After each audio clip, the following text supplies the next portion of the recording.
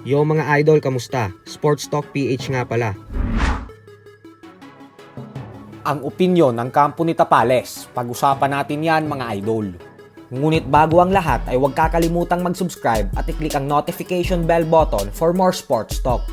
So kasalukuyan nga pong puspusan ang pag-e-ensayo ng ating pambato na si former WBC Featherweight World Champion Mark Magnifico Magsayo para sa kanyang comeback fight na pinaniniwala ang gaganapin sa buwan ng December ngayong taon. Ang paparating na laban ni Magsayo ay ang magsisilbing unang laban niya na gaganapin sa 130-pound super featherweight division. Kaya naman asahan po natin na mas malakas at mas mabagsik na Magnifico ang makikita natin dito. Kasi hindi na siya mapipiga sa pagkuha ng tamang timbang sa dibisyon na ito. Hindi katulad sa mga huling laban niya sa featherweight division, kung saan napipiga na talaga siya ng gusto sa pagkuha ng tamang timbang. Ganun pa man ay agaw eksena din nga po ang anak ni Manny Pacquiao na si Jimwell Pacquiao sa ipinost ni Magsayo sa kanyang social media account. Makikita po kasi natin dito na nakikipagsabayan din talaga si Jimwell sa ensayo ni Magsayo sa pamamagitan ng pagsuntok sa heavy bag. Nakakatuwa lang kasi makita na nagtutulungan talaga ang mga kapwa Pinoy boxers upang mas lalong tumibay ang isa't isa. Sa kabilang banda naman mga idol ay ayon nga po sa ating kaibigan na si Pinoy Boxing Prodigy, ay sinabi umano ng kasalukuyang sparring partner ni Unified IBF and WBA Super Bantamweight World Champion Marlon Tapales na si Herlan Gomez na para sa kanya ay knockout daw ang sasapitin ng Japanese Monster 4 Division World Champion na Naoya Inoue sa round 6 ng kanilang undisputed title fight sa December 26.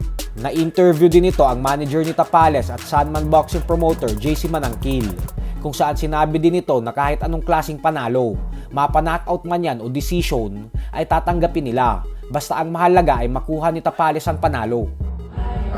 Ready na si Champ. Sabi ni Herlan Gomez, yung isa sa mga sparring partner ni Marlon, knockout daw si Inoue round 6. Sana. Pero anyway, decision o knockout, tatanggapin namin. Basta manalo lang. Samantala, humingi naman nga po ng tawad si 3 Division World Champion Shakur Stevenson sa mga bigating boksingero na mismong dumayo pa sa Las Vegas nitong linggo lamang upang suportahan siya sa kanyang laban kontra kay Edwin De Los Santos. Paliwanag ni Stevenson na humihingi daw siya ng tawad kay Floyd Mayweather Jr., Terence Crawford at Andre Ward. Pumunta daw kasi ang mga ito sa laban niya upang makakita ng magandang performance sa kanya. Subalit sa kasamaang palad umano ay pangit na performance ang naipakita niya sa harapan ng mga ito. Ganun pa man ay depensa naman ni Stevenson na lahat naman umano ng magagaling na boksingero ay may mga pangit na performance sa kanilang mga professional boxing career. Ang mahalaga umano sa lahat ay nakukuha mo pa din ang panalo sa kabila ng pangit mong performance.